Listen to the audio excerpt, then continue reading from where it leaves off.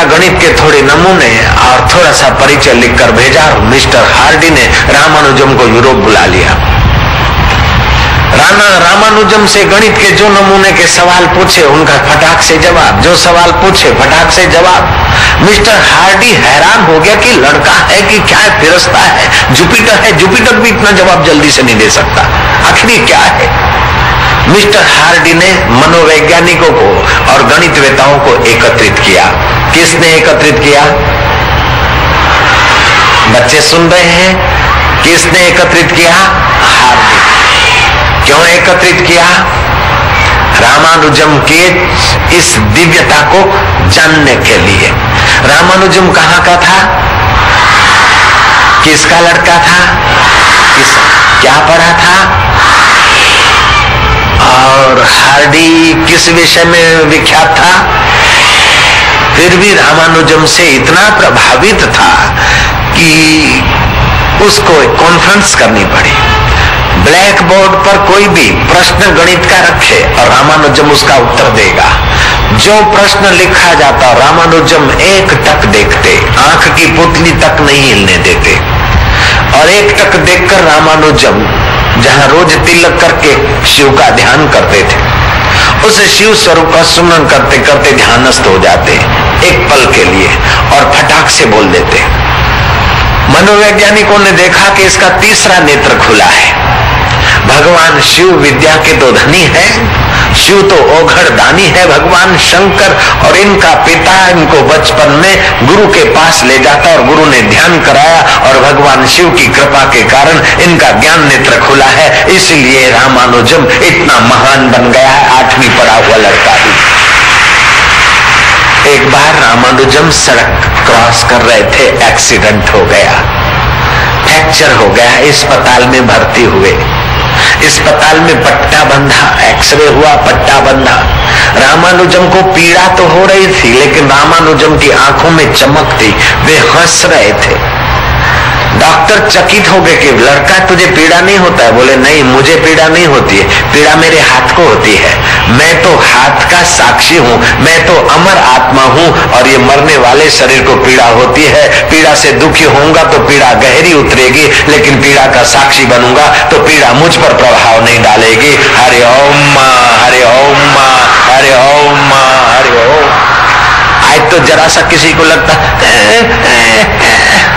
मैं कहीं घूमने जाता हूँ एकांत में खेतों में तो कुत्ता भौंकता है, कुत्ता भौंकता और मैं आंख लड़ाकर देखता हूँ तो भौंकते हुए कुत्ते की पूंछ दब जाती है। कभी कभी मैं मजाक में कुत्ता भौंके और मैं दौड़ता हूँ झूठ मूठ में तो कुत्ता तो मेरा पीछा करता है, मिसिस कुत्ता और बेबी बॉयज कुत्ता भी मेरा पीछा करते हैं। तो दुख विघ्न और प्रॉब्लम आए, अगर आप डर जाते हो तो दुख विघ्न और प्रॉब्लम और उनका परिवार तुम्हारा पीछा करता है, लेकिन आप हिम्मत करके दुख और विघ्नों के समय अपने आत्मा परमात्मा की चेतना जगाते हैं तो दुख और विघ्नों को कुचलकर आप आगे बढ़ जाते हैं। हरि ओम, हरि ओम, हरि ओम। रामानुजम अस्पताल में भर्ती थे, रेस्ट कर रहे थे और भी थोड़ी चोटें लगी थी। मिस्टर हार्डी को पता चला और हार्डी रामानुजम से मिलने आया। अस्पताल के कमरे का खिड़की खुला था। हार्डी का 4 नंबर, प्लेट पे 4 नंबर लिखे थे, उन 4 नंबरों का 4 नमूना बनाकर गणित के रामानुजम ने तैयार कर दिया। हार्डी घूम के कमरे में पहुंचे तो रामानुजम ने 4 गणित के नमूने सामने रख दिए। एक नमूना हार्डी ने थोड़ी मिनटों में समझ लिया, दूसरा नमूना समझने में उसे 1-8 घंटा लगाना पड़ा, तीसरा नमूना समझने में मिस्टर हार्डी को 6 महीने का समय लगा, रोज थोड़ा बहुत जान। और चौथा नमूना हार्डी अपने जीवन काल में नहीं समझ पाया। मिस्टर हार्डी ने विल लिखा है कि रामानुजम का बताया हुआ नमूना है, बिल्कुल सत्य होगा, क्योंकि तीसरे नेत्र की यात्रा किया हुआ विद्यार्थी है और वो 12 साल के बाद सच्चा साबित हुआ। बताओ सबके हृदय में वो शक्ति छुपी है कि नहीं छुपी है? जैसे बीज में वृक्ष छुपा है, चकमक में आग छुपी है, तिल्लों में तेल चकमक में आग, तेरा रब तुझ में है, जाग सके तो जाग। हरि ओम, हरि ओम, हरि ओम, हरि ओम। अब मैं तुमको याद शक्ति बढ़ाने की थोड़ी बातें बताऊंगा। सुनना चाहोगे? तुम तेजस्वी बनना चाहोगे? मजबूत बनना चाहोगे? हाँ जी, तो सुबह नींद में से जब उठो तो शरीर को बराबर खींच लेना ताकि आत्मिक शक्तियां आए। जैसे इंजेक्शन खींचता है डॉक्टर अथवा पिचकारी तुम खींचते हो तो पानी आ जाता है, ऐसे तुम शरीर को बराबर खींचोगे तो तुम्हारी रगों में, नस नाड़ियों में, मन बुद्धि में उस परमात्मा की चेतना का ज्यादा संचार होगा। जयराम जी बोलना पड़ेगा। ये तुम कर सकते हो। सुबह नींद में से उठते समय बराबर बिल्ली और कुत्ता जब नींद में से उठता है ना, बड़ा अपने को खींचता है। बिल्ली कुत्ते को बराबर सोफा नहीं मिलता है, डिनर नहीं मिलता, नाश्ता नहीं मिलता, फिर भी और प्राणियों की अपेक्षा ज्यादा एक्टिव रहते हैं और कम बीमार पड़ते हैं। बुढ़े आदमी भी अगर सुबह ऐसा प्रयोग करे तो बड़ी बड़ी टॉनिकों से जो लाभ नहीं होता, ये इस प्रयोग से लाभ बिल्कुल होता है। कई वृद्धों को मैंने ये बताया और उनको लाभ हुआ है। बच्चे भी कर सकते हैं और बच्चों के बाप भी कर सकते हैं और बच्चों के दादा भी कर सकते हैं। ये ऐसा प्रयोग है। तुम लोग करोगे? पक्की बात? रखो मुझ पे हाथ। उगेगी कभी न कभी बच्चे, तुम चिंता मत करना, और बच्चियां तुम डरना मत, नहीं उगेगी तुमको। राजा जनक की दरबार में एक बार गार्गी पहुंच गई। गार्गी को देखकर पंडितों ने मुंह घुमा लिया, नाक सकोड़ लिया। गार्गी ने पूछा, भो पंडितों क्यों मेरे को देखकर आप सकुचाते हैं? बोले, तू एक अबला और पंडितों के दरबार में आई।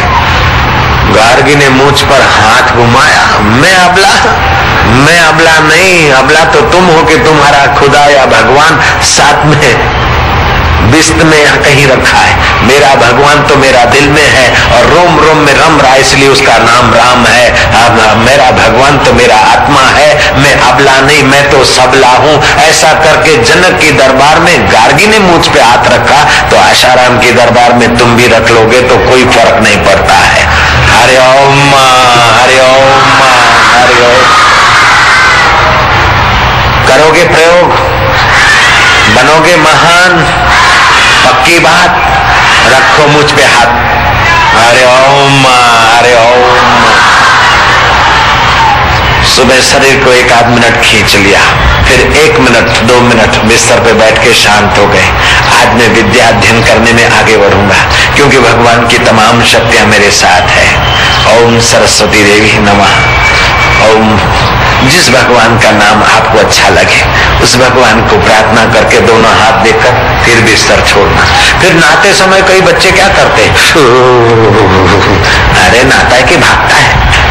नहाते समय नल के नीचे या तो लोटा भरकर, चंबू भरकर पहले सिर पे डालो, बराबर सिर को रगड़ो।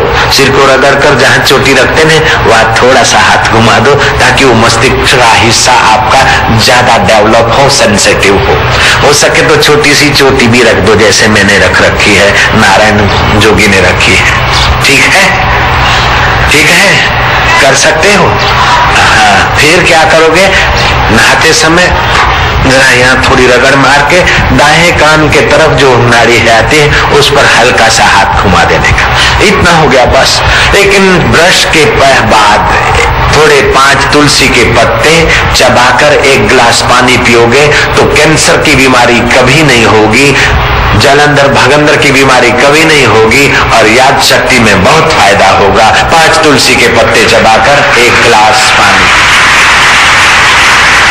फिर स्कूल जाना है जल्दी जल्दी तो ठीक है, वक्त मिलता है नहीं तो थोड़ा वक्त निकालकर भ्रामरिक प्राणायाम करो। 5 भ्रामरिक प्राणायाम अभी हम करेंगे, बाद में तुम धीरे धीरे 5 में से 7 और 7 में से 8, 9, 10 भ्रामरिक प्राणायाम करो। तुम्हारी याद शक्ति तो बढ़ेगी, तुम्हारा मनोबल तो बढ़ेगा, लेकिन तुम्हारा आरोग्य भी अच्छा प्राप्त होगा। तुम्हें भ्रामरिक प्राणायाम सिखाऊं तुमको, करोगे?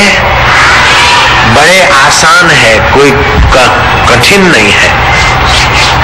पहले मैं करता हूं। दोनों पहली उंगलियां कान में डाल दी और फिर लंबा श्वास खींचा और हरिओम का उच्चारण करते करते आखिरी समय में होठ बंद किया। मैं पहले कर लेता हूं, देख लो तुम। श्वास ले रहा हूं, देखो। उंगली आ गई, कोनिया सीधी रह गई।